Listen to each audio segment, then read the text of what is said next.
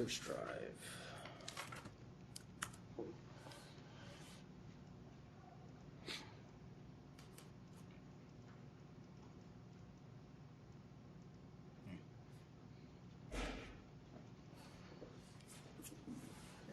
Hey! Oh, there's trouble.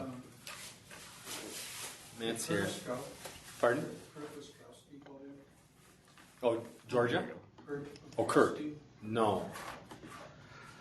You stopped by this week on security. So what are you filing? Oh, on the security stuff. Okay. No, I have not. I mean, I don't think so. I've been around most of the time. Go home. So. Go home.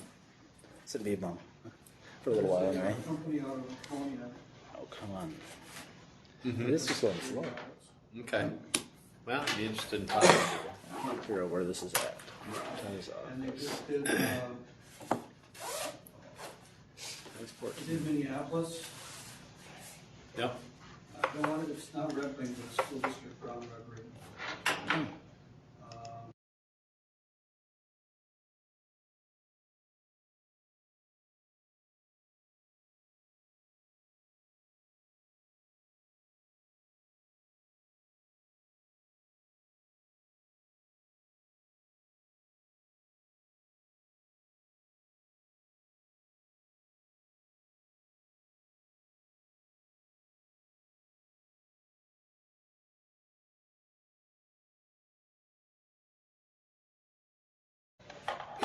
So there you go. You're on. Yay. Thanks for coming. This is the second time we did this morning already. It went really well. We got done, in an hour and a half or so. So hopefully we'll be able to accomplish that today. No, I got lots of questions. Today too, unless you have lots of questions, and then it'll take longer, and that's fine. We got duct tape. We'll do what we need to do. Most everybody knows each other except maybe Lorene doesn't know everybody. So why don't you say who you are and what district you're with, just so she can see who you are. Okay, I'm Bill Grosskreutz from East Central. East Central, okay. I'm Matt Baker, Pine City.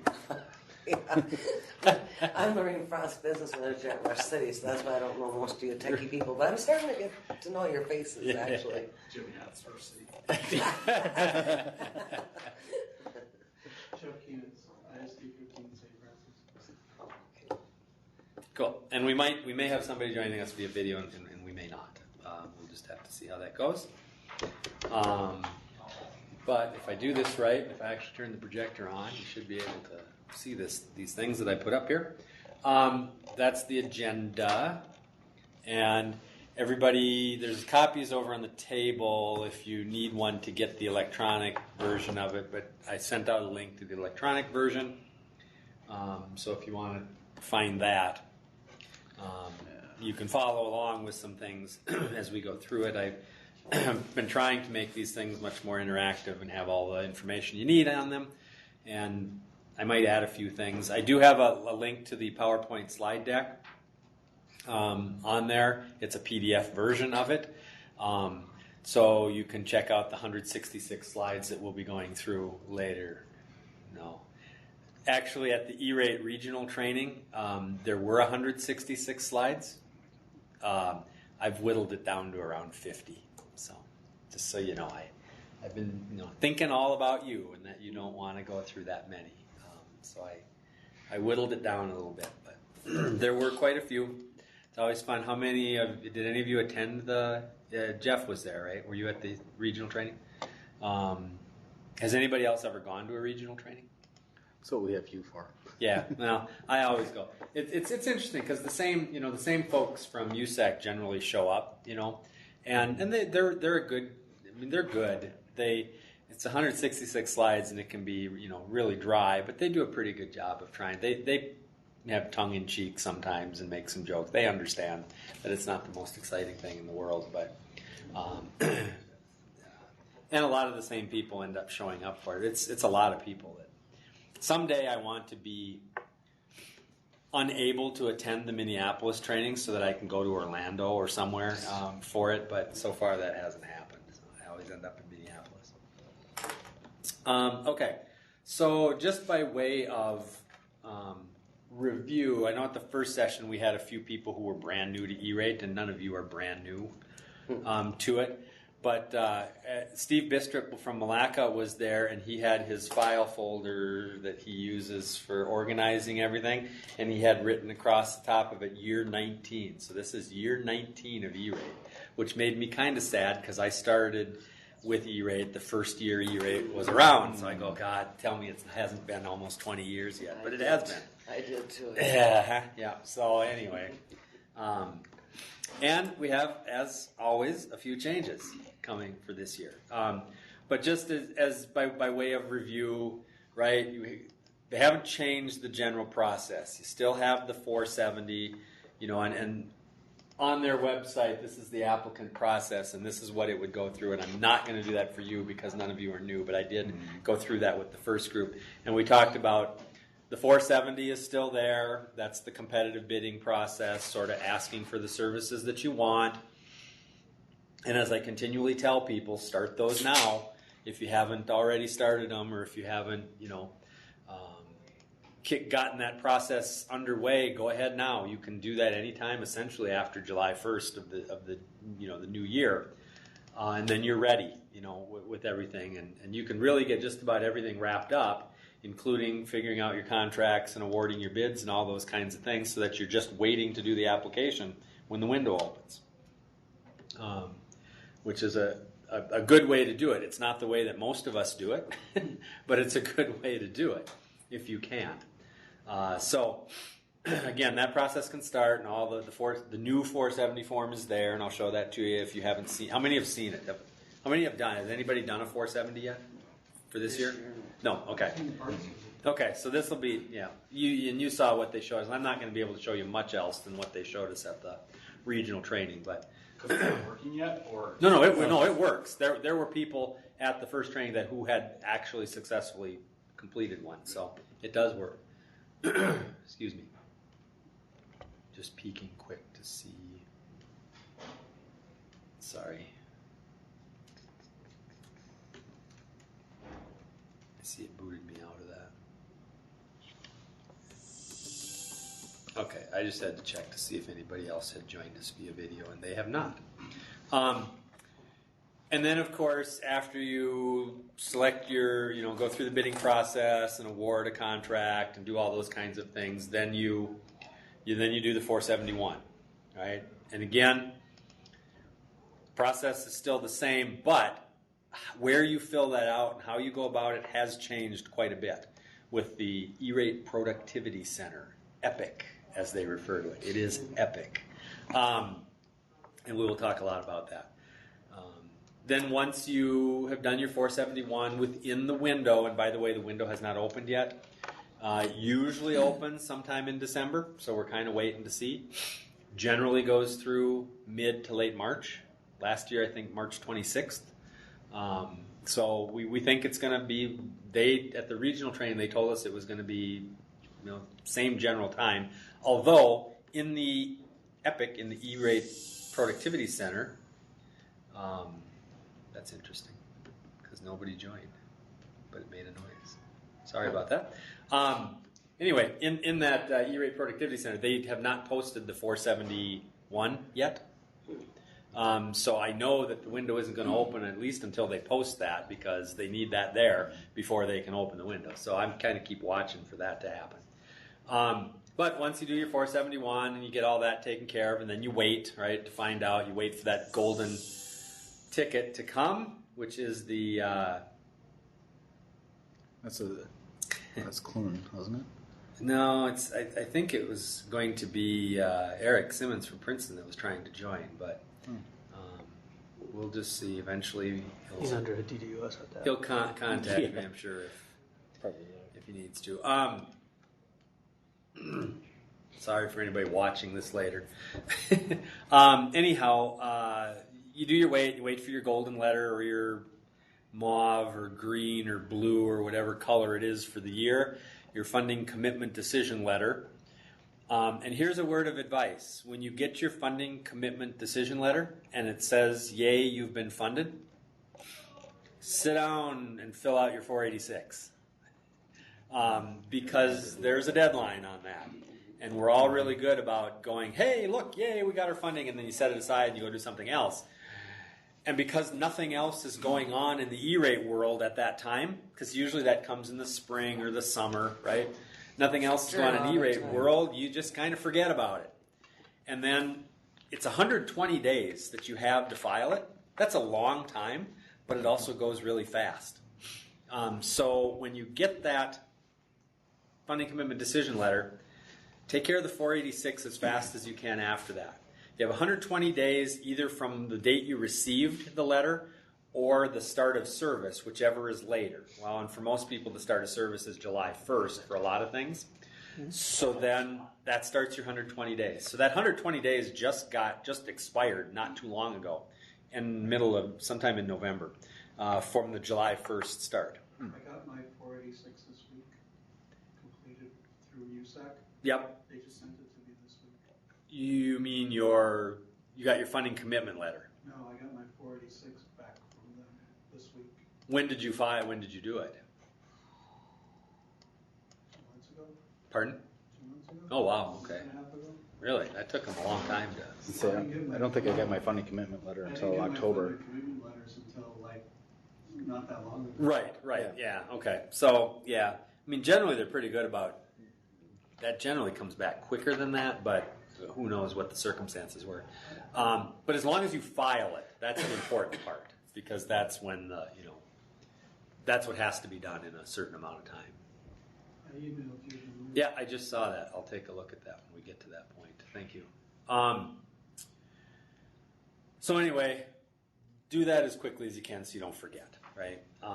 And then, your services start. And then another thing that we're going to talk about that's changed quite a bit is if you use the BEAR form, the 472, the Build Entity Applicant Reimbursement Process, or whatever that's called, that's what you use if your service provider doesn't credit your bills directly. Then you use a BEAR form to get your money. That was a quite convoluted process that's getting supposedly a lot easier, and I'll go through that and tell you about that. That'll be good news. And then you're done, right? Now then rinse and repeat, right? Yeah, just start moving. For the next year. So with that, and I just did that quickly, I spent more time with the people who were brand new, but with that we come to the portal. Okay? How many of you have gotten into the portal? I just did a bit ago. Is it a new login for it? Pardon? Is it a new login? Are you a new user, or is it the same login information as your E-rate? No, it's different, I think. Well, we'll go through it and we'll see, okay? It should look like that when I log in. So here's where, yes, you're in. I'm in. Okay, so they're doing new thing called the E-Rate Productivity Center, EPIC. It's a portal, right? And what they want to do is move everything to that one location. So that's where you would go to certify and complete forms. It's where you'd go to look at what the status is. You know how there was always that status page you could go to and you had to have some information and put it in there, and sometimes you could see what was going on and sometimes you couldn't? Well, that's supposed to move to the portal so it's easy I'm going to click I agree. to see. And I put my username and password in, which I had my computer remember. We'll see. That's where you're supposed to get, it's where you're supposed to go to answer questions that PIA might have. Program integrity, the E-Rate police. It's supposed to be where you can ask them questions and respond to their questions. So it's supposed to bring everything into one place. It's not done yet. Not everything works in it yet. It's a work in progress. But that is their plan. Okay. Advantages, all of your information is there. You can access it from virtually anywhere with any device, supposed to work with any browser, mobile devices, etc. And so far, what I've done with it seems like it does. Okay. A big advantage is you can update information. Addresses, contacts, things like that. And it used to take an act of Congress to get an address changed. If the address was wrong on one of your schools, or heaven forbid the address changed for some reason. That's what I'm wondering. I've got the C sitting out here. Yeah, it really took. It was really difficult to get that changed. Well, now you can go into the portal and change it. It works actually very, very well. I went for years. The address for the ECMECC office was wrong, but it wasn't wrong enough that the post office couldn't figure out how to get stuff here, but it was not correct. And I always forget, right? Because you couldn't make the change during an active 471 period, and then I would forget during the off season, and I wouldn't get it done. Okay, well now you can just change that, and I've already done it, and it works really well. Another big advantage is for me, and it's all about me when I'm doing the training.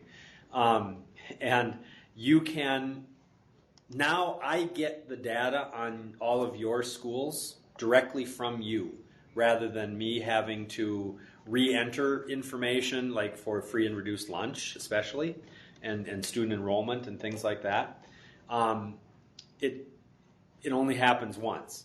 Now, if you wanted to not have to worry about that and you wanted me to do the work, you can even give me access to your applications or your organization, and I fill it out for you. I'm not recommending that because I'd rather you did it yourselves. But now that the portal is there, right, we have options, for doing things that I think are a little nicer than what we had before, and it makes it a little bit easier to update those numbers and keep them updated and all of those kinds of things. I just think that's going to be nice as long as it works. You don't need a PIN number anymore. Have you gotten familiar with your E-rate PIN number? That'll go away now. So we won't have those anymore. And account administrators can create as many account users as you want. So if you want other people, different districts do it different ways. In some places, you folks here might be the people with the PIN numbers and the authority, or you may not be. Somebody else may be. Okay, and I know what happens sometimes is the superintendent or business manager is the person with the PIN number and is the one that officially certifies the forms, but somebody else does most of the work. Okay, not always, but sometimes. Lorene's getting excited because she's now going to know she can give somebody else the work, and yes, you can. So the account administrator can create users and say, I want to create another user, and I want to give them the ability to view it, or to make changes, or file forms, and or to certify. And I'll show you that here in just a minute. That's kind of a neat thing. So, how to log in. Those of you that have not gotten into the portal yet, somebody got an email message. I'm in. Pardon? You're in. Okay. Is there anybody then who's not? I'm not, I didn't have my password. You'll have to create one. Yeah, you'll have to get Jim in by making him a user. We'll show you that in a minute. So, okay. Well, most of you are in. Just for the sake of the folks who might be watching this later, what happens is USAC sends an email to whomever the person was who had the PIN number to certify forms in your district before, right? And they got an email, and they would go to that portal.usac.org, and they would enter their email address, because that's your username, and then they would say, forgot password. And then it would generate a password and send it to that person, and it's good for 15 minutes. That's why you have to do this process with that person if you're not the person, right? Because they're going to get the email. It's only good for 15 minutes. And then you can create a new password and do all those kinds of things. And then you can sit with that person and create a user, like for Jim, okay, after you've gotten logged into it. And I'm going to get out of this right now and go back to here. And on every page, in the lower left-hand part of every USAC page, there's a link to the E-Rate Productivity Center. And it brings you here, and you log in, and you agree to, give up your firstborn if you violate any of the rules. And then you put in your information. What's your password? Yeah. What's your password again? Nice try. And you get in, right? And this is what you'll see. You'll see this landing page. And generally, you're just going to have one organization that you deal with, unless... I've got CLC in high school and elementary listed separately. As separate organizations? Yeah. They wouldn't have to be. Right. Although if you're the administrator for it, I suppose you could have all of your buildings as separate organizations. That's not... I suppose that's... But I only submitted for the district. Yeah, but They're they listed on automatically know those are associated with you, so they've probably put them there, and that's okay. Yeah. I only see one because we don't have any buildings. And the elementary school address is wrong, so I tried to change it and said, oh, I can't do that. Well, so maybe those are things we'll figure out. If you have those kinds of problems, you just call the Client Services Bureau number, which is on the agenda page there, and they'll help you walk you through how to do those various kinds of things. Just something to look at on your landing page. You've got the My Tasks area, and that is where things are going to show up that you need to do. For example, if you start a 470 and don't finish it, it shows up in My Tasks. So you can easily go back and get it and finish it or certify it or do, whatever you have to do. If you have a question because you did your 471 and PIA wants to have you verify your free and reduced numbers or do something, it'll show up there as a task. You will also get an email. So you don't have to come back here and look all the time. That would be nice. Yeah, you'll get an email that says you have a task to complete in the... Now, you can forget about that email and then never go back to it. And I highly recommend you don't do that because most of the time those tasks are time sensitive in some way, shape, or form. And I don't know the answer to whether it pings you again later if you don't do it. I'm just not sure of that answer. I'll try to get an answer for that, but I don't know the answer to it. I should have done a test one to see. Then if you open a customer service case, because you want help with something or you have a question and they need to research it and answer it, it'll show up under there. I opened one on October 20th, which was while we were at the E-rate training. They got back to me a few days ago. I'm thinking that I'm hoping that in the future it'll be quicker than that. but I literally that's what happened. Literally they got back to me a few days ago. Yeah. But it was Anyway, that's how it is. So those are important areas, right? There. Same organization. Down at the bottom, if you have done 470s, they'll show up here. In the future, they'll add 471s and 486s, and you'll see those information there. And that's where you'll see the status, which is kind of nice. It'll have prior years on there? So it will not. At least I'm told no. I'm told it'll only start with this year's moving on. Okay? Good question, though. Then up at the top, when you're ready to apply, there's an Apply Now button. Right now, it'll dump me directly to the 470 application because that's the only one that's currently available. Okay? So there I get to the new 470 form.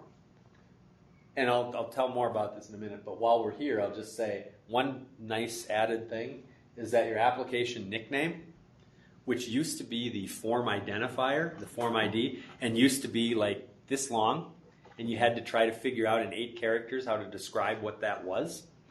You now get a whole bunch of text. It's like a tweet now. You get 140 characters or whatever it is. I don't know how many it is, but it's a lot more. And you can actually make it something descriptive that helps you understand, what it is. So that's cool. I'm going to jump out of this because I'm not going to proceed right now. Upper left-hand corner always gets you back to your landing page in case you get lost. You can also now manage users and manage organizations. Manage users is where you'll go. Lorene, this is where you would go to add Jim as a user if you want him to have access to things. I'm doing it right now. Okay, and so if I click on ECMECC Offices and I say create a new user, and for some of the rest of you this might be important too, then you can type in all their details, all their information, and down here you can pick, down at the bottom you can pick what type of access you want to give that person. They can be view only.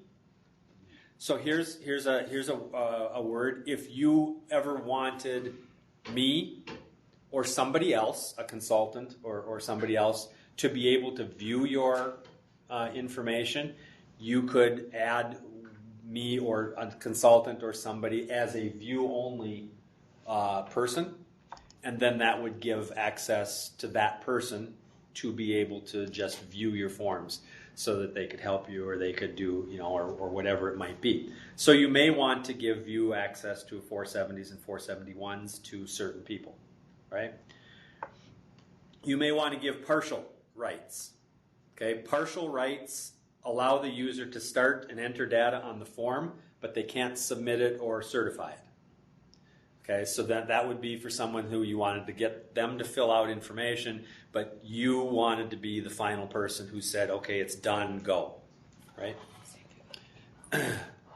Or you can give somebody else full. You can give them right down to the say, you can certify.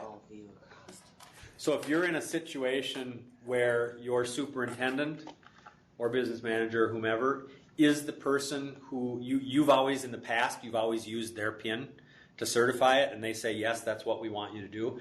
The proper way to do this here would be to have them as a user, because they're the ones that the email probably came to, and then have you set up as a user with full rights who has the capability to certify a form for that organization, your district. Make sense? Okay. So are there cells in the past they've always auto-filled, of past information, so now that it's new, are we going to have to put that all in new? In the past it's always auto-filled, so it's been so much easier the last few years when they auto-fill. Yes, most of that information will be, I'll show you that in a minute. Most of that information should be there. It's going to be a little bit, there may be a little bit of extra work this year because it's first year, but a lot of that information they've already pulled in, like all of your site information and the enrollment numbers and everything, so that it's easy to update. You just go click, click, click, click, update, which is really simple. And then when you actually do a form, you're able to just from a drop-down menu say which entities belong to it. So it's pretty easy. I think it's gotten better. What you had to do before is you'd copy an entire previous application, and then you'd have to go back to it and adjust it. Well, what they're doing now is instead of that, they're just making all that information available via drop-down. So you just say, yes, this one, and this one, and it sucks it all in. So I think that's pretty smooth. Again, 471 isn't out yet, so I haven't seen that. I've only seen their demonstration of it. So I'll cancel that. Is there no 486 on the bottom because 486 is going away, or is just not relevant to that portion? I saw 470, 471, and 498. Yeah, I'm guessing 486 isn't there yet because we're not that far in the process and they haven't put it in. That's just a guess. They're still developing. Yeah. Sounds like a ties thing. I would think they would have that. I would think they would have that as part of it. Because a 486 does have to be certified. Yep. So my guess is that it would have to show up there eventually. And it would make sense that it would still be in that document. Mm-hmm. Yep. But again, I don't know that for a fact. I'm excited. This looks awesome. So if I go to manage organizations, I eat right. and I check my ECMECC offices and I go to manage organization, I can now, this is where I can now change my address, and I can change, methods of contact. I can change my FCC registration number. I wouldn't because that's a number that always stays. But manage organizations is where you now go and you can make changes to your information that used to take calling client services and sending them stuff and verifying it and going through all these hoops. Don't have to go through those hoops anymore. And I got a profile. And then there's other stuff in there too, and I'm not going to go through everything. They've added little social media pieces to it too, which I think are cute and all, but I'm not big. You can like things and star. You can follow and unfollow people, and you can do. I haven't found wonderful uses for that yet, but I want to know what Jim's doing on Saturday night through this. Well, yeah. If I go back to, I'll show you something just from a consortia standpoint. Back here on my landing page, if I click on my organization name there, I can see more details that I have. And on the left-hand side, I can see my consortia organizations, and I have added all of you in there. So if I look at East Central, I can now see some information on them.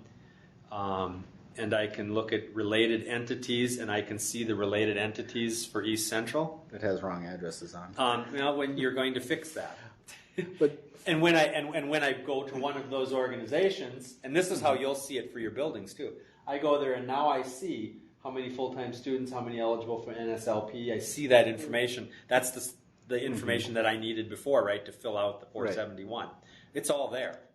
What's great about this is when we're done, you guys, and after I give you this wonderful resource that you're going to just love, you get to go in and you can update all your numbers right away. And then as soon as the window opens, I can file my 471 because you will already have updated your. You're going to get right on that, aren't you? Yes. That's what I'm hoping. That's one of the downsides of the fact that I don't enter them myself. Yeah, I can make you a user, or you can just. Or you can make me a user and I'll just fix yours for you. Yep, exactly. So, that's the portal. It's not everything that's there, but that should be most of what you need to get started. Do you have any questions about the portal? How do you edit that and change it? Well, the contact information, is it supposed to have a county in there? I don't know, does it? Is this the little edit button for down there? Sandstone Pine, Minnesota type thing, you mean? Yeah. It must. So you'd have, Chisago Lakes? Chisago? Okay, so what are you wondering? Just under contact information. Ours has the county after the city name. Oh. Is that correct, or should that be correct? Do both of you have that? Yeah. Oh, maybe that's on purpose. You do. That's probably on purpose then. Bram doesn't belong to a county? Well, I'm ECMECC offices, so I'm a consortia. So I don't have a single county. Many counties. So if I went and looked at my... Shouldn't it have U.S. then? Or Minnesota? No. Yeah, I don't know. Hang on, if I go back... Yeah, That's obviously... get me back home, get me to was here. brought in from somewhere else. Yes. Consortia organizations, if I look at East Central... Yep. Oh, down here. Yeah, okay, under the address. Oh, that's interesting. Yeah, I don't know. Woodbury CW Middle School has Clark County in theirs. Nevada. Las Vegas, Nevada. Which thank you for looking that up. Yes. Well, that answers that Every question. school in the whole nation in here. Okay, so if I go to manage organizations and I look at, so if you do this, if you go to manage organizations and click on your, I gotta go back. So get yourself back to the home page. What tab was that? No. Yeah, so when I go here, Yeah, and then go, working, yeah, it's working. it doesn't give me the option. Okay, for but 3. check that, check the box and manage. How does your address show up there? That shows up correctly. That's the school's address. Okay, then that's all you care about. But I mean, the one that I'm worried about, though, if you look at the elementary and the high school ones, they're still the old addresses in Sandstone. Then can you go to them? See, I wasn't able to change anything. He doesn't have permission. I don't have. You don't have permissions yet. Okay, so then you have to get yourself listed as the contact for that organization for those buildings separately. If it didn't already show up that way, then you'll have to do that. I'm not worthy. I know. Yep, correct. No, not that you're not worthy, but that you. Jim's standing there with a big sword. So okay. All right. Any other questions on the portal? Okay, nobody has joined us. All right, so back to here. Then we've been through portal. Where to go for help? That's what I'll do. Yes. Call the Client Services Bureau first. Well, no. Well, if it's about the portal, call them because they're going to know. I've told you just about everything I know about the portal. So go to Client That's Services. where I have to go to. That's who I have to call to get listed on those other 3 buildings. And They will tell you the process. Yes, Your for that. business manager probably can change what it. was that number? Oh, it's on your agenda. It is? It's right there. Sweet. Yep. So the use. Oh, and the website that I showed you before looks like this. This is where you go to log in. Down at the bottom of it, they have all of those things. So they have PDF user guides for all these things, and they have epic videos, epic video tutorials. I don't so know you if can watch a Saturday video night, on it. Yeah. And it's all actually pretty good. The PDFs they lots of pictures and lots of directions, and they're really easy to follow and step by step. So I recommend them if you're having, when you go through these things the first time. They're not bad resources. Okay. Last chance, and we're moving on to the 470. Yes. We do have. Oh, you're moving on to the 470. No. Yep. Oh, okay. Is there a question about that? I have a question on the 470. Keep But talking about it. Will we have to give ECMECC, like our finance numbers and? Yep, that's coming. Yep, that's coming.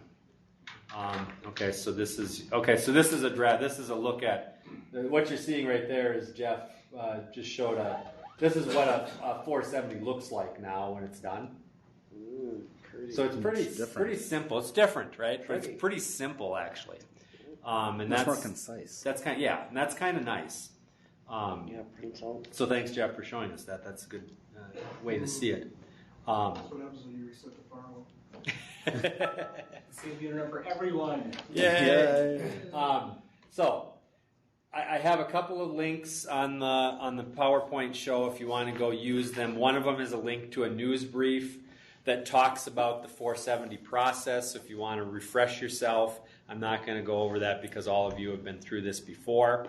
But highlights of that, of course, are things like it's still the case if you have a long-term contract, right? You only file, you don't do a 470 every year because it was taken care of the first time. But if you have services that are continual that aren't on a contract, Such as month to month, or what they call tariffed, meaning set rates or regulated rates from a telecom provider. Those you have to do a 474 each year. Nothing's changed in that area. So one of the news briefs talks about that. We don't do Oh yeah, we do for our phone.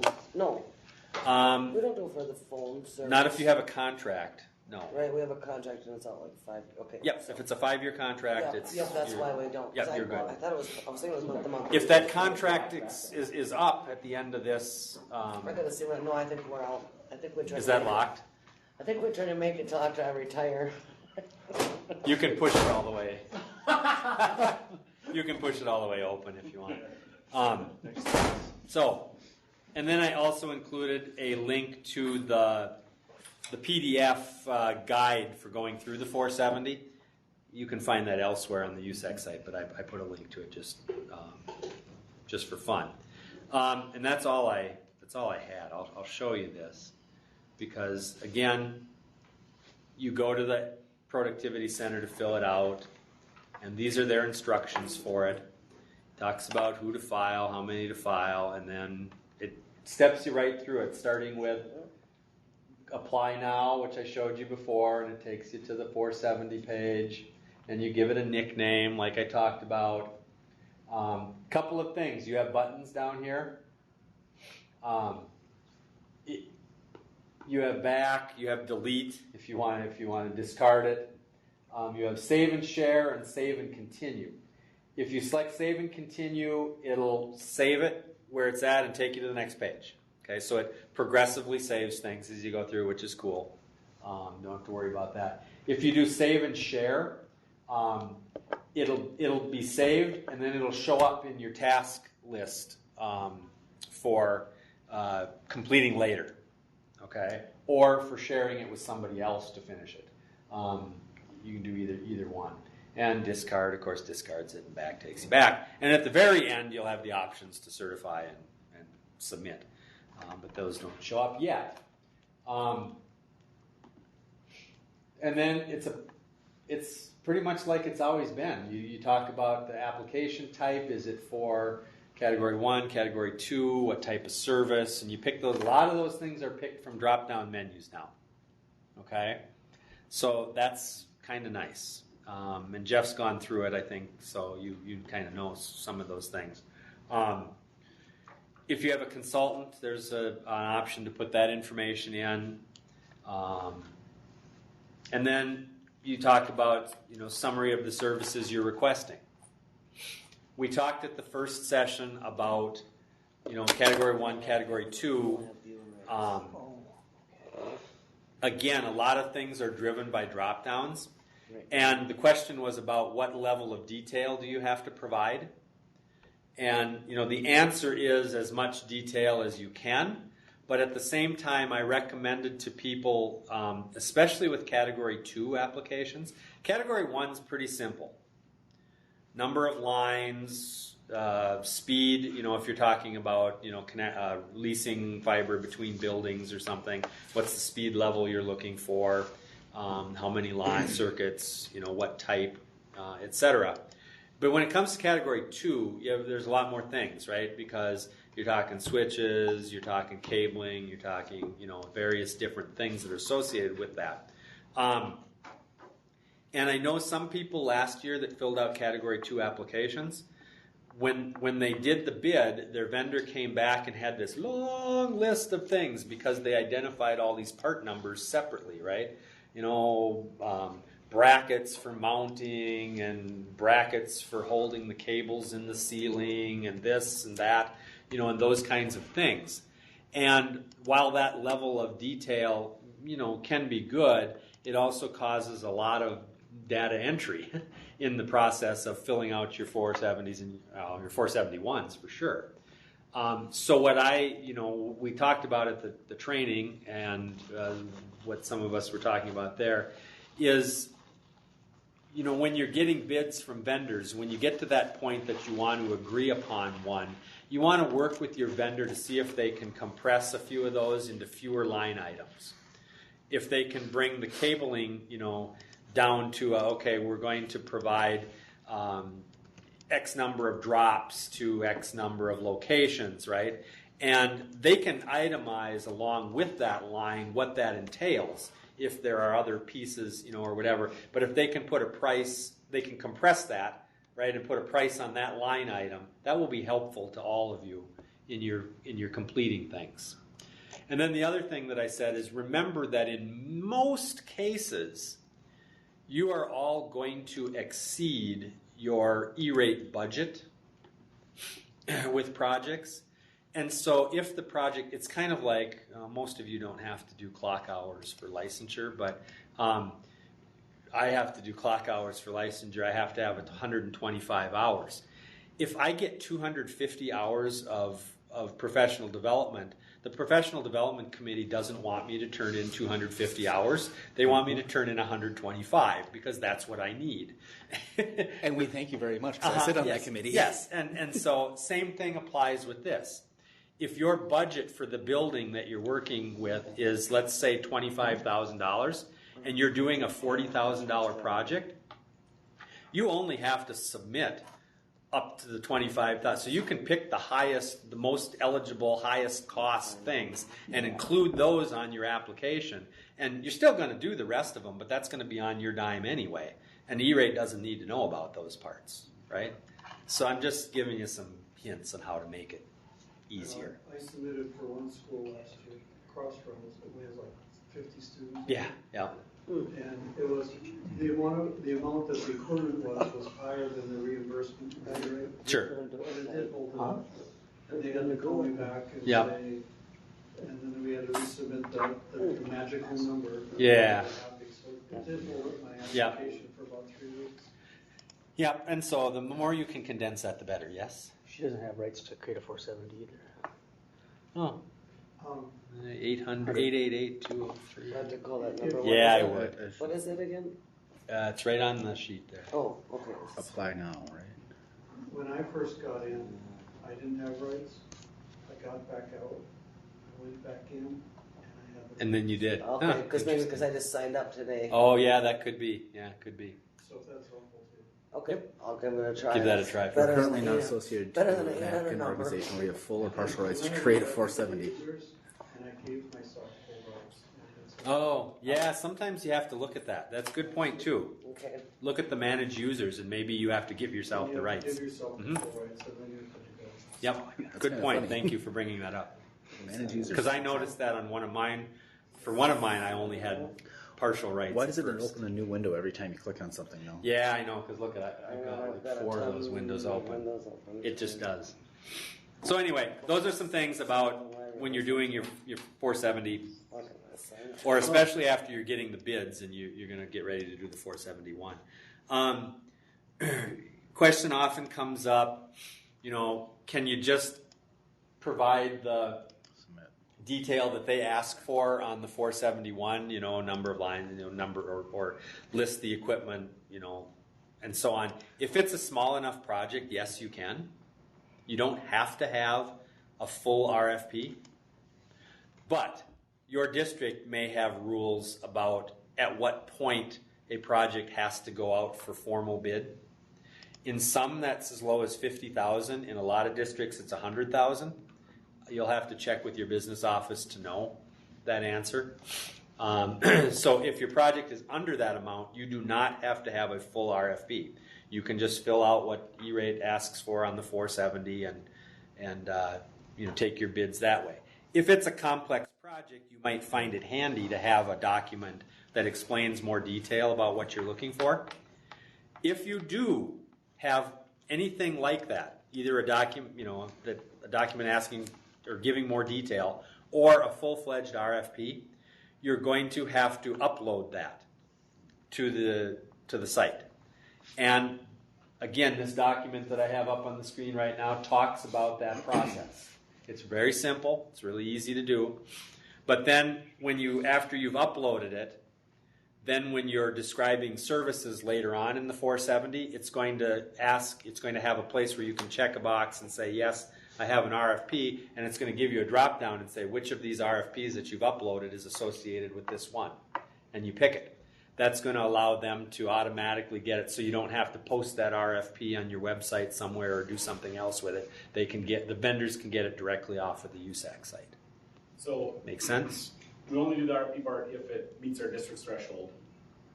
Or you just want to because Or we you want to so we can provide. shop around. But if we're doing a project that's $20,000, we don't need to upload anything then No. even for that. Just You do not have to. Like if I'm just replacing switches, Yep. You don't have to do a 470? You have to do a 470. you don't have to do an But you don't have to do an RFP document, a separate document that says this is my project and gives all the information about it.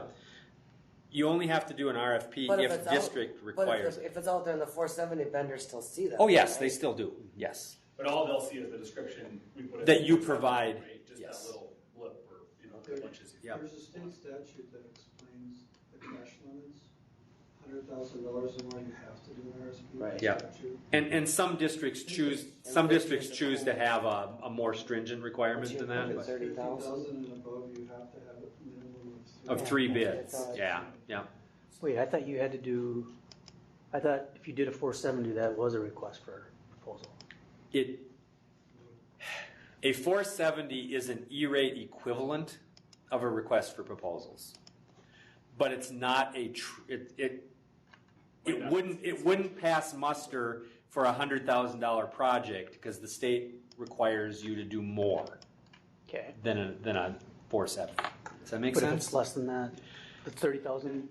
The auditors took, I think you have to have 2 quotes. So Yes. This year for me, the auditors took every RFP that I had greater than 100,000. And they went through it with a fine-tooth comb. Yes, they did that for us too. I don't know why, but this. It was a point of emphasis for them or something this year. They just seemed to be working. We probably mostly all use the same auditor. So here's Jeff's example. And for his example, you can see he's got category 1 service requests.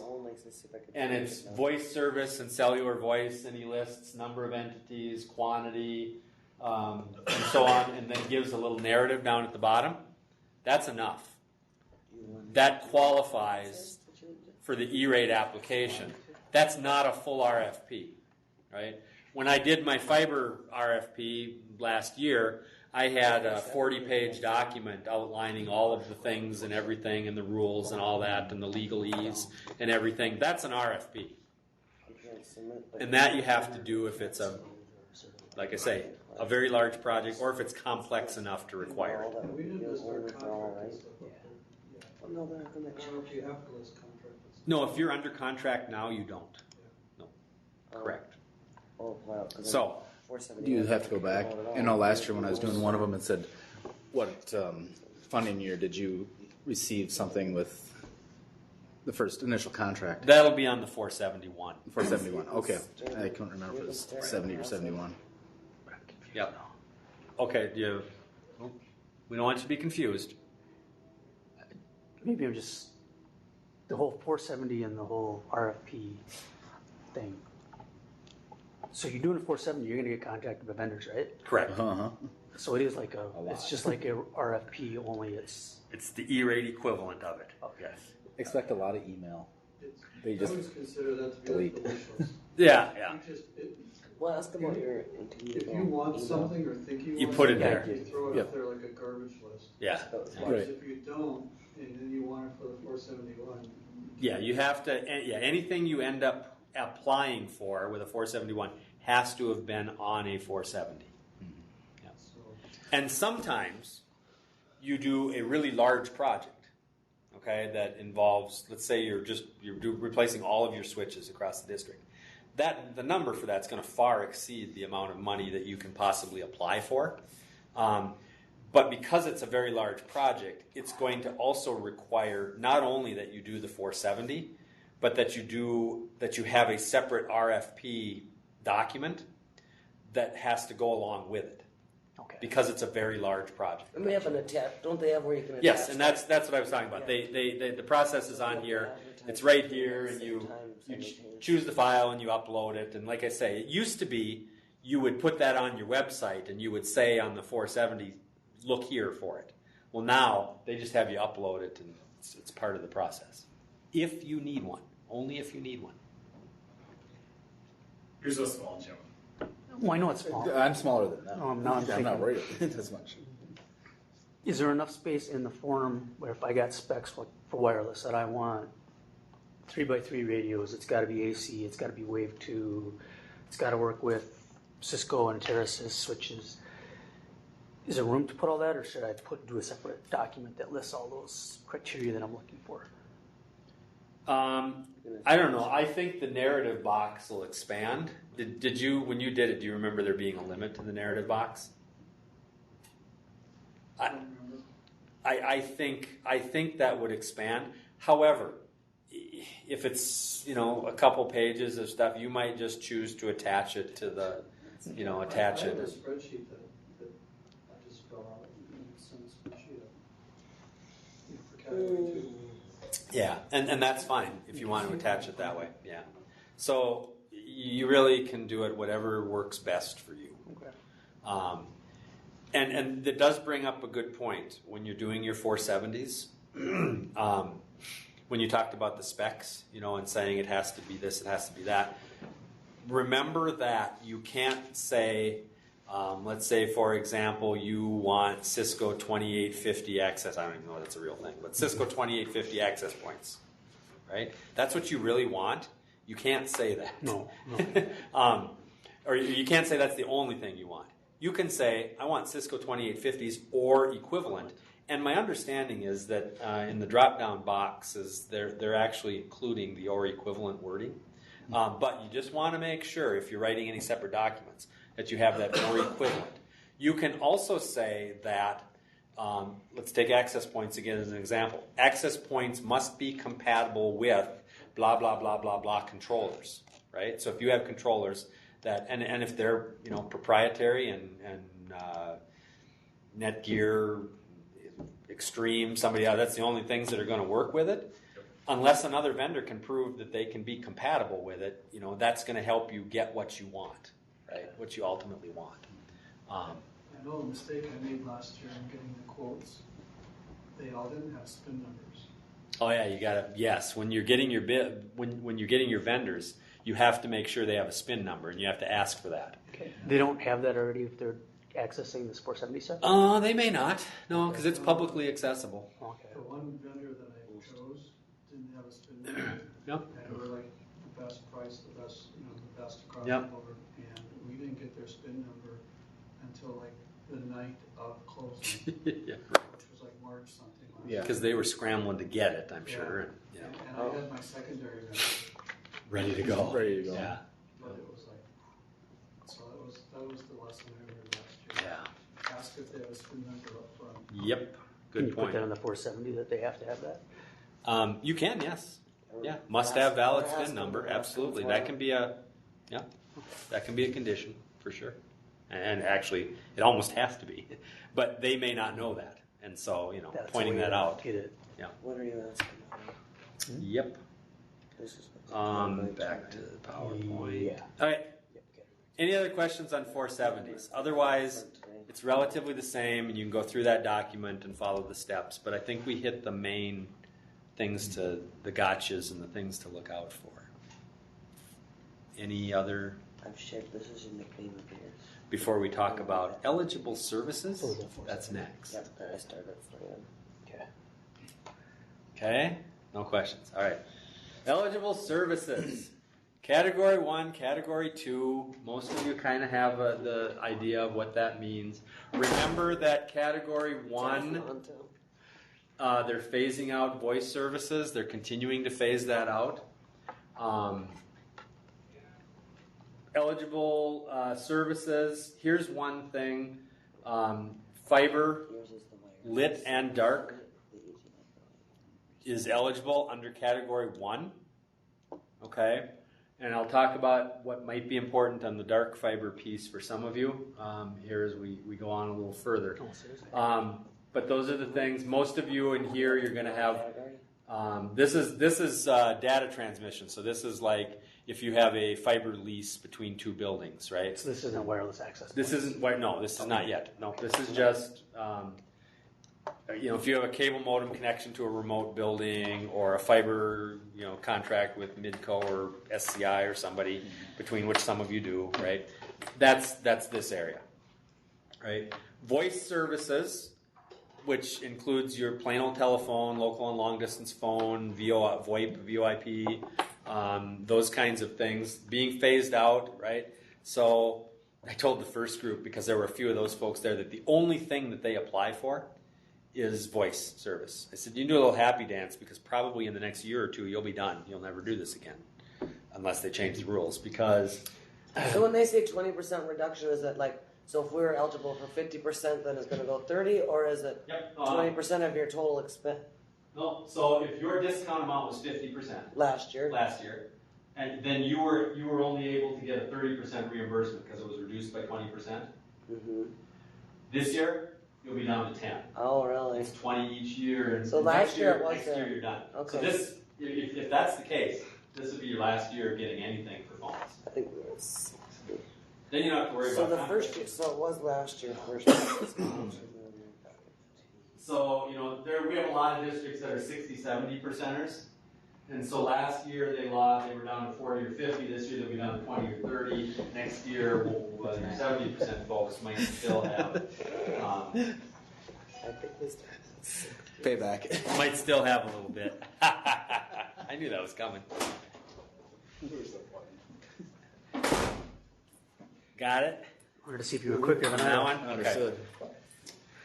Eligible voice services, this is the local and long distance and all those kinds of things. Your wireless, your cell phones, same thing, that's voice service, so that's subject to the phase down. That's on phase down or it's totally gone? I thought that was totally gone last year. It depends on where you're at. Data plans are pretty much gone already, completely.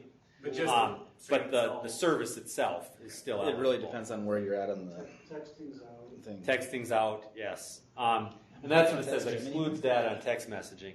And you have to cost allocate that out too, because they were catching people on that last year where people just had full service and then they'd come back for and our say, internet, but not our internet? Seems weird. well, Yes. It's fine. I'll talk about that in a minute. This is about voice. I don't think anybody's really, that one didn't apply to anybody here. Category 2. Okay, before I get to Category 2, I didn't have that. Where do I have that? Okay, sorry for zipping through all that. Somewhere I do have a slide that says data plans on cell phones essentially are not eligible at all unless it's the only way that you get internet access in a building. Some days. Because, Until Jeffrey gets a firewall. because if you have data service in your building from some other source, or if you have internet access in your building from some other source, then the data service is considered double dipping as a secondary. You can't, E-rate will not pay for a second internet connection. Makes sense. So then you have to decide. And Even if you call it a backup. and you can't use it either for, if you have itinerant staff who are, on the road between buildings or in a consortium sense between districts or whatever, and you say, well, that's their way of accessing it. No, it doesn't count. They're not in a building. They're not in an eligible entity. And unless they go to a place that doesn't have internet access, it's not eligible. Bus Wi-Fi, not eligible. Unless because they it's go to a building that doesn't have, or they go on a home visit that doesn't have. if they. I'm not going to get into the minutia because I It'd don't have to have be- for it.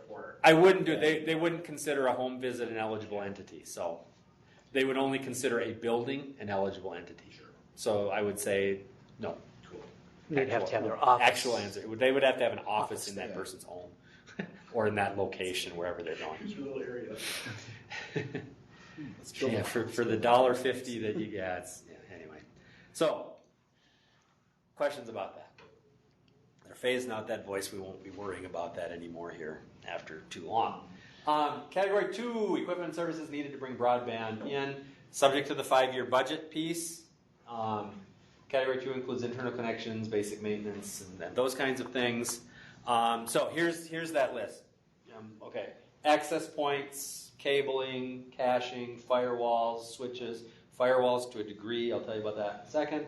Switches, routers, racks, UPS, wireless LAN controllers, improvements, upgrades, and software necessary to support. So that's just where they're saying if you're upgrading equipment, that's okay, it's eligible, right? Doesn't have to be new, like first time we've ever put a firewall in. No, it can be an upgrade to your firewall. It can be an upgrade to your...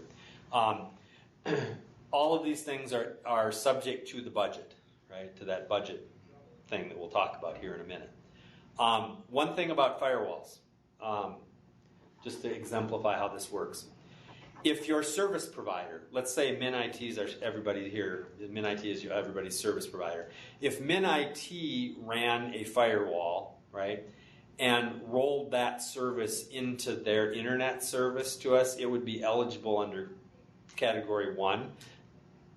Under Category 1. That's always been the case, I think. And we talked with them about the possibility of doing that, but it was still, the problem was giving people autonomy in the things, We ended up going with a shared firewall that ECMECC runs. We do not file for E-rate reimbursement on that, but we could.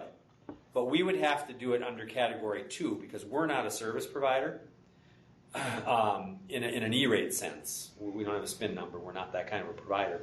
So we would have to file for it under Category 2. ECMECC doesn't have a budget because we have no students, right? So if we were going to do that, we would have to rob budget money from all of you.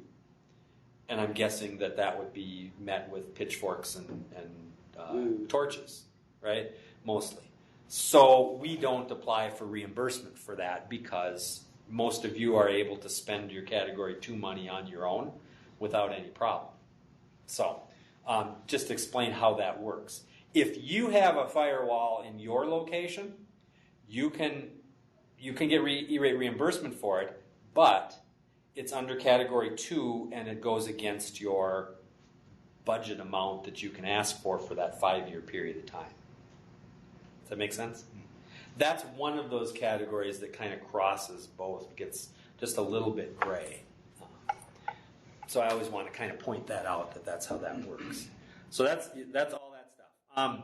Support for basic maintenance, for repair and upkeep, wire and cable maintenance, basic tech support, configuration changes. This is an eligible Category 2 expense, but it has to be from a contract. It has to be a contract you have with a third party. It does not apply to paying for some of your salary if you're the tech person or anything like that. If you're doing it yourself, that's just you're doing it as part of your district employment, and there's no E-rate reimbursement for that. Also, Category 2, if we spend it all on equipment, we don't need You don't have any of it anyway, correct? Because it goes against your budget. Okay, but there are some places that do contract with someone to do specific things, and if they're specifically related to the E-rate eligible equipment, you can get reimbursement for it from a third-party vendor. Pardon? I think training is included. Yep, that's coming in just a minute. Yep, absolutely, that's coming.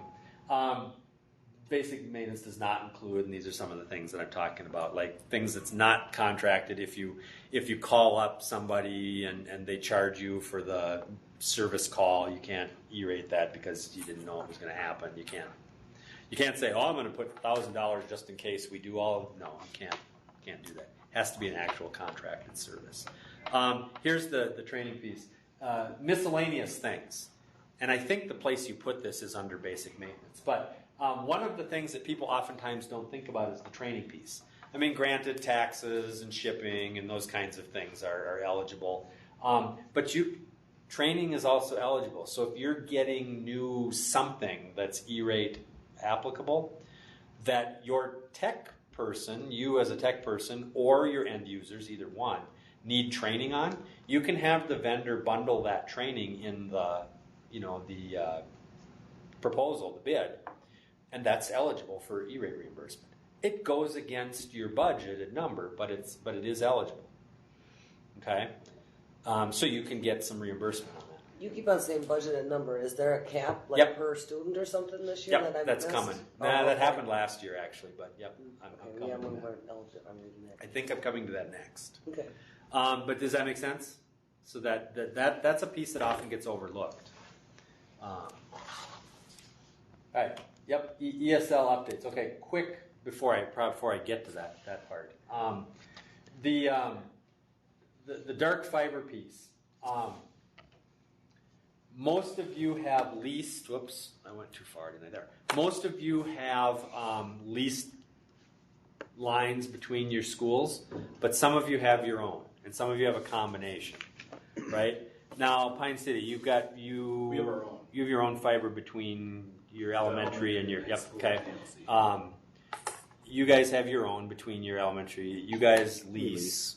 You guys lease all of yours. Do you have any of your own? Well, no, Yes, not. we do. Yes, you do, kind of. Yes. Okay. So this might for those of you that have some of your own fiber now. One of the things that's interesting in the new rules is the third one on there. Modulating electronics to light the fiber is eligible. So if you have media converters or whatever on the end to light up that fiber, right? Or you have to put GBICs in your switches, or you have to do whatever you have to do to light that fiber. If you need to replace those for some reason, or you want to upgrade them to go to a higher, to go to a gig or 10 gig, speed or whatever, that is an eligible Category 1 expense. So you can put that in Category 1. That does not count against your budget. Okay? Just throw that out there. If that applies to you, that might be something interesting to look into. See, all this stuff is coming 2 years too late for me. Sorry. But a few years from now, you'll want to upgrade, and you'll want to know that. If you lease your fiber right now and you want to plow your own fiber from building to building, that is also an eligible Category 1 expense.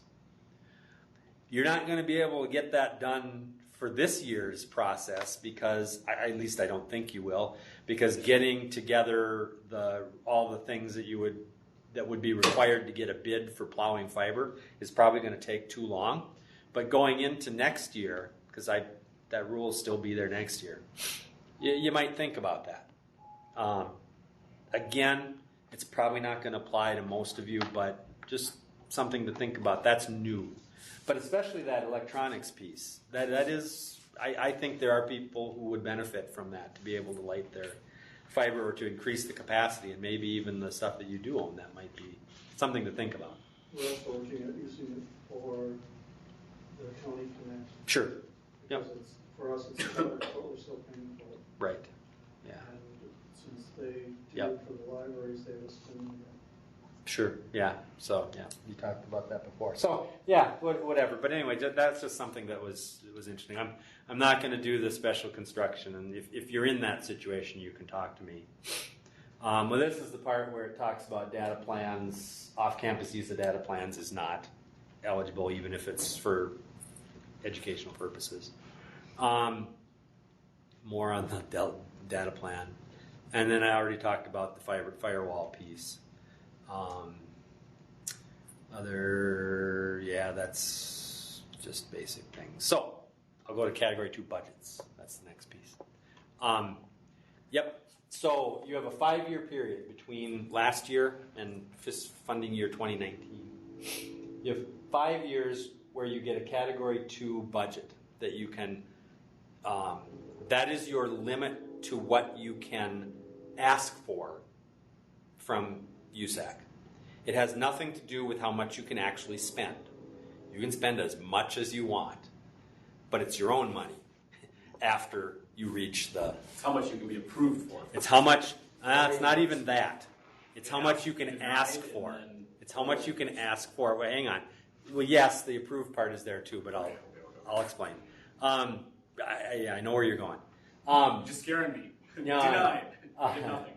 No, that's not the case. Okay, good. But there's no budget for Category 1 services. Category 2, again, like it says, you can apply for more, but you're just going to have to spend all that, your pay up for all that yourself. Okay. How does it work? And the important part here is the non-instructional facilities piece. If you apply for something for a district office building that doesn't have any students, they don't have a budget, you can do that, but you have to steal it from your other buildings, quote unquote, right? You have to borrow it from them. Yeah, I won't say borrow because they don't get it back. You take it from the other buildings. If you do a district-wide, right, so if you put in a core, right, a switch core, that serves everybody in the district, you can do that, but then you have to take that budget money from your buildings, each of your buildings, and you have to say, you have to allocate it. You can do it any number of ways. You can say everybody shares in it equally. You know, if you have four sites, say everybody pays 25% of that, and you can do that. Or you can say you do 30, you do 15, you do this, or you can get right down to the specifics. I've been stealing from. I just redid 3 schools or 4 schools last year that qualified. Yep. And then I stole the best equipment from those schools that was left over and threw it in the outlying building. Oh, there you go. Yeah, right. Just repurposed it. Oh yeah, yep. So you can do all kind. I mean, you can be very creative, and that's fine. That's what you should do. Get the best bang for the buck and get the best that you can. But just to remember, if you have a facility that doesn't have any students, they don't have a budget. You can still do things there, but you have to get it from your other. So how much is your budget? $150 times the number of students you have. If you happen to have a building less than 62 students, you get a budget of $9,200 no matter how small it is. I do not believe we have any buildings in ECMECC that are at that level unless it's an early childhood building. Or alternative school. Or an alternative school. I take that back. You're right, because we have Crossroads. Our Crossroads. So you do. So they get $9,200. Yes. Yeah. Wow. That's each year for 5 years? So or? Visions gets 92. Yes. I don't know how Vision works. I don't think I do either with them. They got me 2-3 switches. Yes. So I thank you for pointing that out because you're right. I forgot about the alternative schools. There are several of those that are 50 or less. Question? Is that each year of the 5 years? No, or? that's for the whole 5 years. Oh, for the 5 years. And that Correct. started last year? Was that when the clock was ticking, started ticking on the budget? Yes. And the reset is in 2019. It's not rolling from when you first got it. Because I was confused about that when I heard about this first round. Just 5-year chunk, and then everybody resets. That is what I'm told. If the funding holds. Yep. Sure. Because, and here's the thing, right? Sorry, Take a drink. I wish it was. For Monday night. Wish it was more fun. Yes. So right now, they put extra funding into E-rate for last year and this year. That extra funding does not happen the following 3 years, but their anticipation or their expectation is that because they're no longer funding telecommunications, that a good portion of that money will become available to take care of further requests for Category 2. There is no guarantee that they're going to fund all of the, it still will be prorated if their requests outpace the amount of funding available. For 2015, that did not happen. They had more than enough, and in fact are rolling some money over, which will be helpful as well. They have lots of funding for 2016, so we are feeling pretty good about the fact that it'll all be available in 2016. And then hopefully, beyond that. But here's the example. You have a school with 1,000 students. And remember, the budget is pre-discount. You have a school with 1,000 students. If you are at 85% discount rate, then the school has a pre-discount budget of $150,000. That means you can submit to them a $150,000 project. Or you can have several small ones that add up to $150,000. Or, you can dice that lots of ways. But you can submit $150,000. If everything is good and it all gets approved, you will get $127,500 because you'll get your 85%. You're responsible for the other 15%. Make sense? It's a little easier on the bottom one. It's 50% discount. So now you're $150,000. You're going to get $75,000. But in both of those cases, you've used up your 5-year budget, right? And you can do lots more technology projects. You just have to pay for them all yourself. You're not going to get E-rate reimbursement on any of them. Make sense? So I got a question.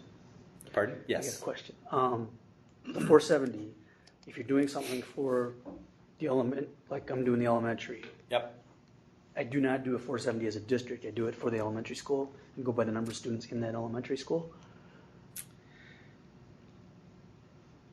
Excellent question. He's talking about a wireless access point. I aren't you? think Just do it you all. can... Under Category 2, you specify the school.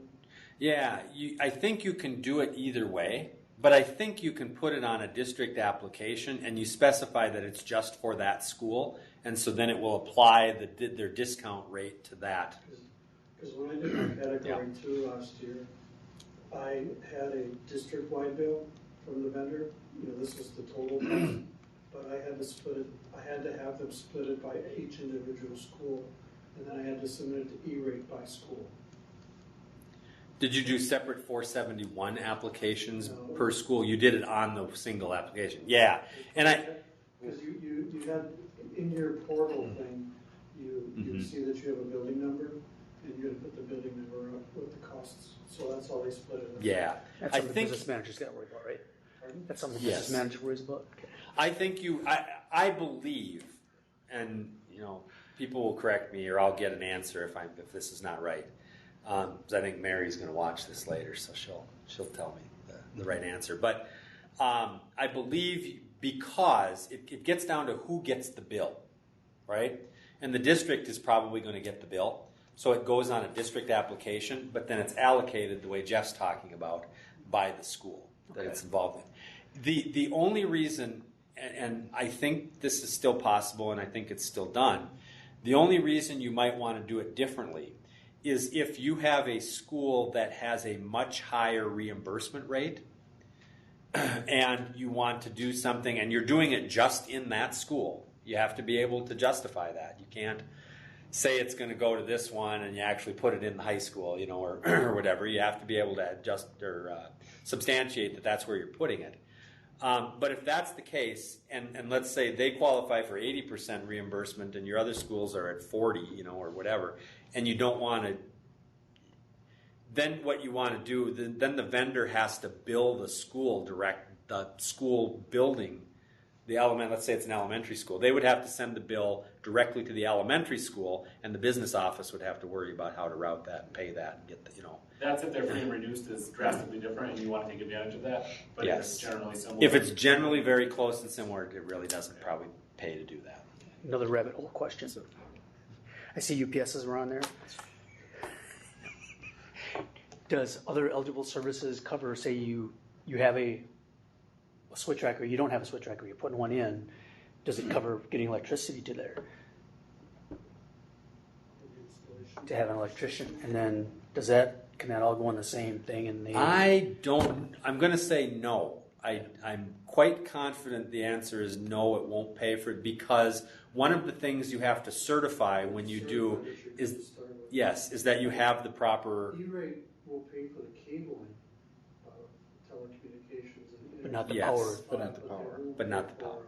Okay. They won't pay for electrical. Or Yeah. copper. So I'm So you have to quite look yourself, confident yeah. the answer to that is no, because you do have to certify that you have the proper electrical capacity to handle the things that you're putting in. But I believe Well, it's just like, that's not where you need it. You need it moved. They want it. But I believe they are reimbursing this year for like APC units, battery backup units. Yes, Yeah. UPSs. UPS. Yep, They're eligible. they are. And I could, for this wireless thing, if I need a UPS in the high school, I could bundle that with this wireless E-rate thing. You could. Okay. Yeah. As long as it's being used to power Us. eligible equipment. Okay. If you're getting it for the workstations in the business office or the district office, that's not eligible. But if you're getting it to power the switches and the rack, that's eligible. Yeah. So good. That's budget. Again, the budget covers a 5-year period, and you can choose to do it all in 1 year, or split it up among years, or however it makes sense for your district to do it. You have complete control over how you want to do that. Can your budget change from year to year? This is an interesting little note. Yes, it can. So let's say you applied for Category 2 E-rate last year, and you were approved, and you got it, and you spent all of your budget. But this year, somehow you ended up with 100 extra students in your district. This year, you've got more money to work with. You've got that 100 students times $150. So they update the students every year. It's not going Yep. to the base. But they will never come back if you go down in students. They aren't going to come back and take money away from you because you declined or you went down, right? But going the other way, it can potentially help you if you happen to have growth. Yeah, so. Now, if you didn't spend your money last year and you declined in enrollment, this year you are going to feel you're going to have less available because you have fewer students this year because you didn't spend any of it last year. So, something to think about. And yes, and if you're building it, nobody's building a new building, are they here? No, so it doesn't apply. And then this is talking about how you allocate it, like Jeff was talking about. When you go and when you fill it out, when you fill out your Form 471, when you're actually asking for the money, that's where you allocate and you say, okay, for this funding request number, for this project, X amount of it comes from this building, X amount of it comes from this building, X amount of it comes from this building. And you can either do it spread evenly or proportionally, or you can get right down to specific. This district's responsible for this much of it, and this one for this one. Do have to be prepared if PIA asks you to validate that or provide, documentation. You have to be able to provide documentation that supports what you chose. So if you have 10 switches going in, easy thing. If 3 of them go here and 4 of them go here and 2 of them go there, that you would do a 30, 40, 20 split. 30, 40, 30 split among your buildings, that would make sense, and you'd be able to substantiate that by saying these 3 switches are going here. So you have to be able to be ready to provide that kind of information if they ask. Although in that case, straight line, you could do everybody shares equally, and that's fine. Even if all of them went in high school, because ultimately they're all part of our same district funding? Or I don't know that you could do that. What you could do that for is if it's your core, right? Sure. If you're doing a core switch that is responsible for distributing that access to everyone, Yep. you could say they all equally participate in that. Because that's where they came back at me this Yeah. year with that small school. Okay. They said, wait a minute, you have to itemize this school because Yeah. the costs are more than what you're getting. Whereas for me, the elementary and the high school are one building. Yeah. I could divvy it up that way. But are you as two Correct. separate entities then listed? You're two separate entities, one physical location. One physical location. Yeah. Well, because we're separate entities, or a couple of separate locations, but we act like one for the most part. But I'm doing Yeah. might do similar to Jim with the access points in one building. But ultimately, they're going to move to a different building. You know, not ultimately, eventually. But I guess if they're for the elementary to begin with, they're for the elementary to begin with. Yeah, and then you have to keep it. You have to keep it there. Now you can do some creative things. We put in $22,000 in access points, but then we just divided it by school and sent it up by school. To EA. And that's probably easy to buy too. And when you they have- were happy. Yeah. Because you can know which classrooms are which. And Because there it's easier to. No. And the same with See. switches. We did 140,000 in switches last summer, and we just divided it by school, and they were happy. Because you had a number that you could give them for each And one I going. got a bill by school. Yeah. And then I also had a bill, a total bill district-wide, so I had both. Because on your Form 486, they go by the district. So Yeah. when I do the Yeah. reimbursements, as long as I can prove, Right. PIA that I spent the money, and Yeah. those documents prove that if I get Yeah. audited. So. It's all about not getting audited or having what you need Another if you do. school, they agreed to rewire the entire school this summer in June. So we're gonna pull all the old Cat 5 out and put in Cat 6, and they've agreed to compensate us for that. Hmm. So that'll be interesting. Yep. Here's one little thing to think about is if you applied last year for Category 2 and you got it and it was approved, and for some reason the total cost at the end was less than what you had anticipated, I guess the example for that would be you signed a contract, you said it was going to be this much, they said it, once they got in to do the work, they went, you know what, we can get by with 5 less access points or 10 less access points than what we ordered, and so they reduced the bill. You want to file a Form 500 to give that money back so that you can get it back later in your budget, because otherwise you can't get it. So that's a special case, not going to apply to very many people, but just in case it does. I did that for the school that's getting rewired. Okay. We're doing it in June, and who knows what the cost of wire is gonna be in June. So Okay. we purposefully, got a Okay. high quote Yeah. for like $50,000 to do the school, but we know it's only gonna cost under $30,000 to do it. Sure. But we didn't know where Right. the money was. if Right. We're gonna get the money, so we shot high in case. Yep. So then you'll be in that situation. So you'll want to give it back so that, because if you don't give it back, you can't reapply for it later. If you do, then you can reapply for whatever's left in your budget. Yeah. So it's kinda like a little safety net. So they don't self-audit that they didn't pay out that extra.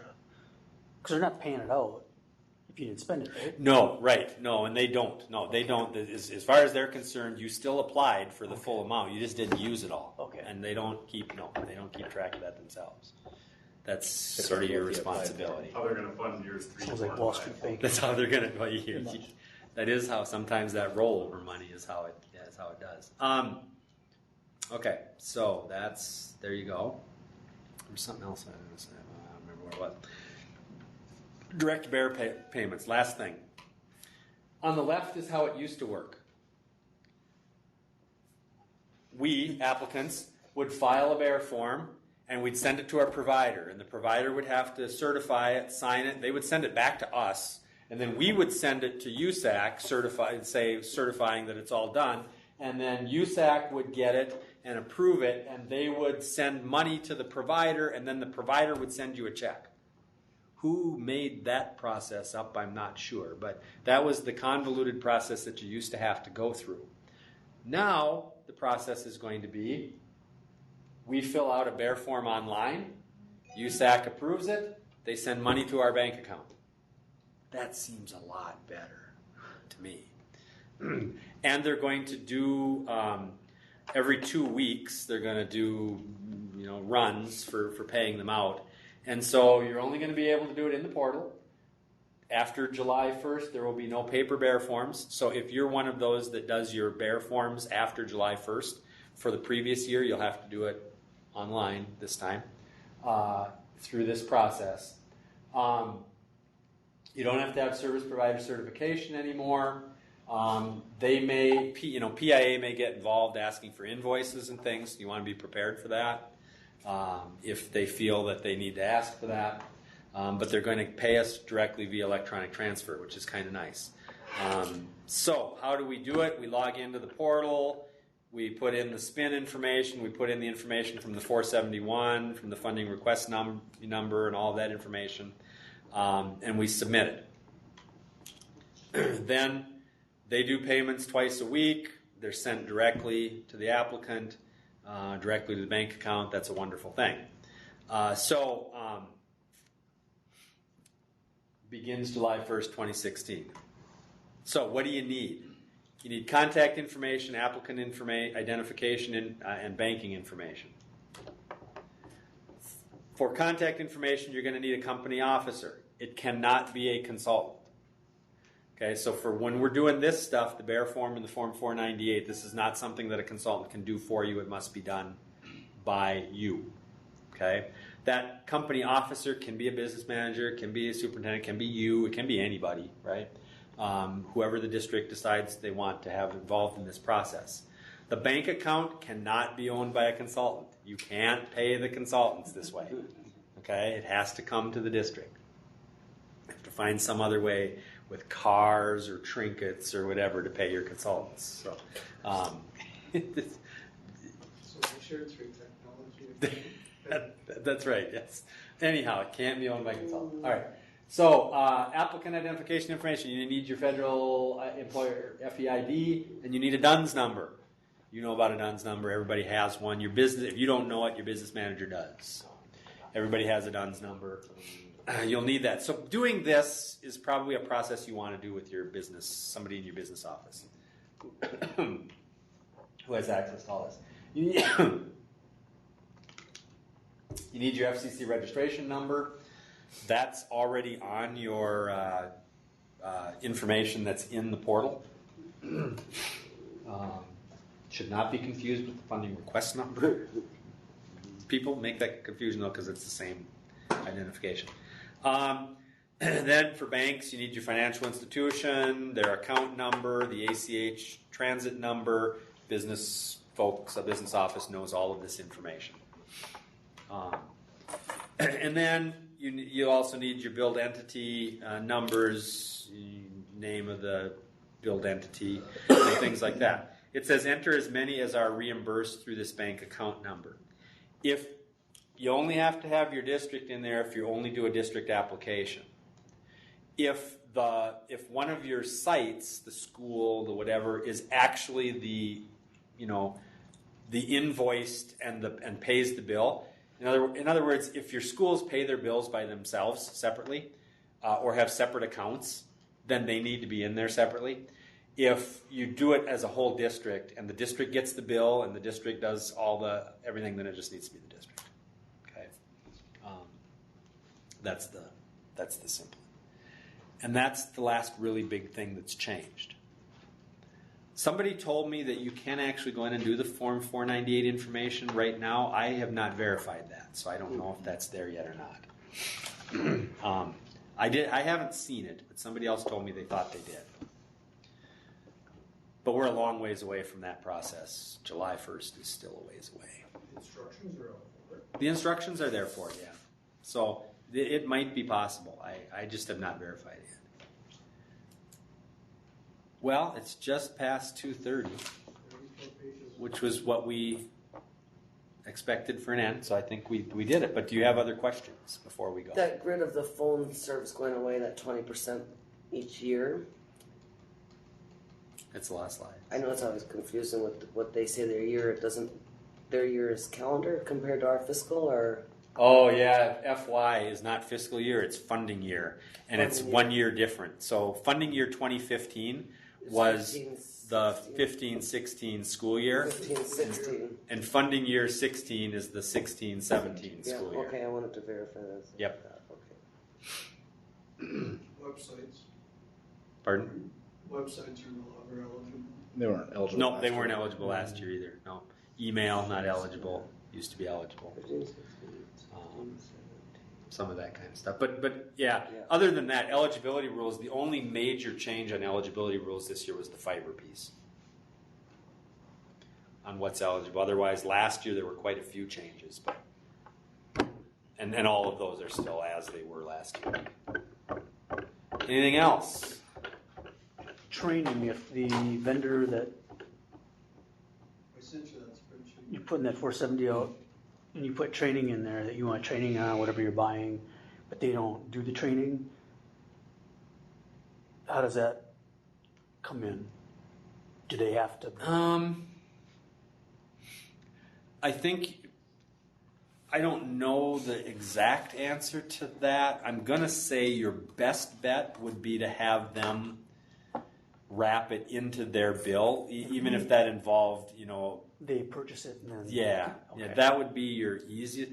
I'm not saying that it can't be done the other way. I just don't know if it can. And you could call client services and ask them, and they'd tell you. Okay. Just use a fake name and district when you do it. Mac Bram. Really good at using Matt Baker. I'm always using that. District 578. He sent me some quotes. That way I don't. I'm really interested. That way I don't slip up. I say Matt Baker more than I say Jim Hatz now. So. And then like most of the projects that I have that I see in the 5 years is going to be elementary. Yep. So I should make sure that I'm not going over counting on E-rate based on the whole district. If it's just elementary, I'm doing it correct. If you're just doing elementary, yeah, it can only be the elementary's allocation, however many students they have and what that's. This is an example just of Jeff sent this, that he uses a spreadsheet. If I'm just Or- doing like the wireless for the elementary, Yeah. next year we switches for elementary. I can't take the money out of high school to do the elementary. I thought you said we could borrow from other entities. Only if it's for a district-wide project. So if it's something that affects all of them, you take it from each of them in some way, shape, or form. You can't take from the high school to pay for the elementary. Is that only in this does it start at kindergarten? That's a good, thank you. Sorry. Pre-K? Take it, yes. Thank you for bringing that up. I didn't show you this because this was the big treat that I was giving you all for coming High today. school has some classes over there, don't they? There's rules about that, and you can count that, but you have to get right down to how many students are attending in the other building and what percentage of the time, and it gets to be somewhat complex math. So But it's teacher aides count as that? it's not really, no. No. I thought they were getting a grade.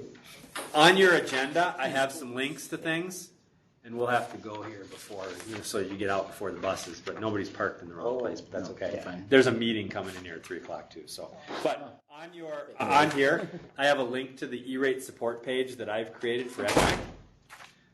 And it looks like this, right here, it's really exciting. Smarter than both of you. He left Down the door here. halfway open. I have links to the 14-15 NSLP data and NCES data.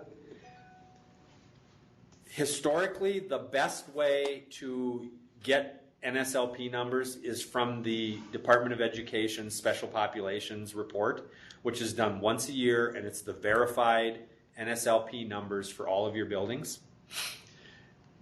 It's never been done in time for the window to open.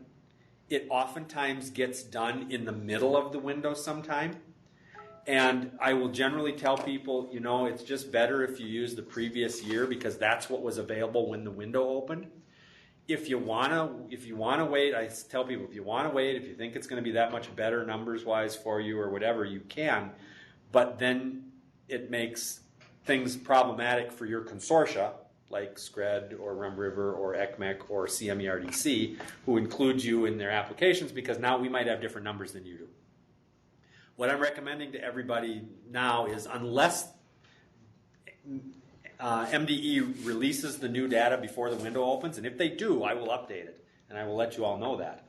But if they don't, I'm going to say, everybody please just use these numbers. I have never had a situation where I haven't been able to use this information to verify a PIA request. It always works. And sometimes people use numbers that they get from their food service directors and things like that, and they think it's the same numbers they submitted to MDE, but it may not be, and we get into a verification mess. Okay? So to encourage you to do that, I created this little document that has just ECMECC, and it has your schools and everything that's in the MDE database, so you don't have to search through this ginormous database. To navigate. It's a lot easier, and you go right over here and you look at your free and reduced number, and there it is. Because the MDE one doesn't even actually add them up. You have to add them. So I added them up for you. Okay, pardon? I don't see where it's You're not on there. It's alphabetical, John. There. So there you are. And the question about pre-K in Minnesota, pre-K is eligible. Okay? So I'm guessing that those numbers there include your pre-K. They do because it says PK, those 6 over here. And if the pre-K are at your elementary building, if they're not at a separate building, I wrapped them into, because they appear on the MDE spreadsheet on the same line, so I just wrapped them into one number. Because you can do that. That's eligible. And this is good for your Category 2 funding because it gives you more numbers for that, right?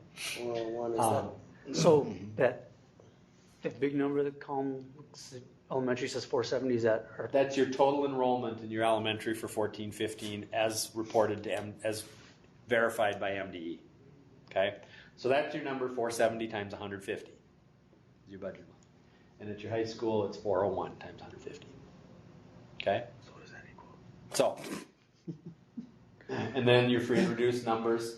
A little better than half. Middle column is free, this is reduced, that's total. Okay? You only really need the total number, but I leave the others in there just because they're there. I made this for you so that it was easy for you to find. The actual Excel spreadsheet is there if you need to do something with that. But We have a school called St. And then I think we're back down to because it didn't have numbers to report last year. Right. If that's the case, and if that, is it a separate building or is it within one of your other buildings? Well, it's operating. Oh, it's online, so. But it's a separate school. I think I sent you the attachment. Okay. Which is- We're at 50%. We'll have to look at that. That one will have to get numbers for it from this year's, and if we can get them from MDE, that's better. Okay. Okay. And I'm wondering, like, we have the alternative to suspension program that's housed down at CLC, but it's separate. So I think right now they're sitting at 40 some Because I was students in figuring our 30,000 online for the school. Sure. But they never have a. It has to be. set. It has to be. They have to have a physical location. Okay. They have to have a physical location. I'm going to check on that a little bit and see. They have to have a physical location, and it has to be verifiable numbers in terms of eligible for free and reduced lunch. Now, online students don't eat lunch, so I don't know how they do that exactly, but I'm sure there's a way. Well, our If CLC you, is. if you have a building, that is new, and it isn't reported on last year's information, then we'll talk to me later. We'll figure it out. But we need to, if it has to be included, and it may not. And you have to. You also have to be providing services to it. At this time, they say 21 You have to be able. You have to be providing eligible services to that location. with 4 people qualifying. Okay. Crazy. Yep. Again, how do you See. deliver lunch? I know. I don't know how they do Get that. But. coupons. Okay, other questions? Sorry, I took a little extra because I forgot about that piece. So all that So information is that there. number is, you've taken that off the last Mars turnaround. Will you be updating, changing them at all if new Mars numbers come in? Or No, because this is MDE's verified Okay. special populations so number. this is the one for, we'll use this year. This is the last. Period. This is Okay. the last one they'll come out with a new one in February or March. But this is the one we'll use for This this is the year. one we should use, and it's, again, I've never not had this work for verification purposes. But that's why I keep using it, because it's easy to verify. And he says it's right. It's good. And Steve Bistrop even said he got caught because they were using their food service Mars reports, you know, the monthly ones that they do. And he went through a lot of hassle with them because they did not match what the MDE, ECMECC has the MDE information. And they did not match what it said, and so he had a lot of issues. He did still get funded eventually, but it created some problems. So. Well, I'm concerned because that formula of the free and reduced will feed into what our reimbursement is, and we had new staff doing that this year, so I don't know which submission they take that from, but our numbers were low the first couple submissions of this fall data for the free and reduced. Yeah. Ours is low too. Mm-hmm. The recent report that I got from MDE, and it's just because we're still processing. Yeah. Yeah, we had Well, new and that's staff. why that's why the verification doesn't come out until late in the year, because they go through that process of getting that all figured out and getting that all done before they produce the official results. But we're still, I think a Mars submission is going in here right now for fall data soon, which is still updating those numbers. But remember, this is from 14-15, not from 15-16. Okay.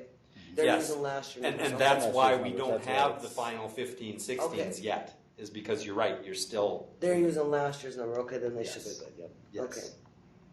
And again, that's what we go with because that's official and we have it. It's done. Whereas Yes. the other is still not, we don't have it yet. It would be nice, I tried to tell them that one, that was funny. There's obviously a multitude of reasons that doesn't work. I said, it'd be really good if this was done before January 1st. And they laughed at me. Kind of like when I say, thought it would be really great if all of our high schools started and ended their classes at the same time. Everybody laughs and says, And had the exact that would same be calendar. really good. Yeah, it's never going to happen. So, all right. Anything else?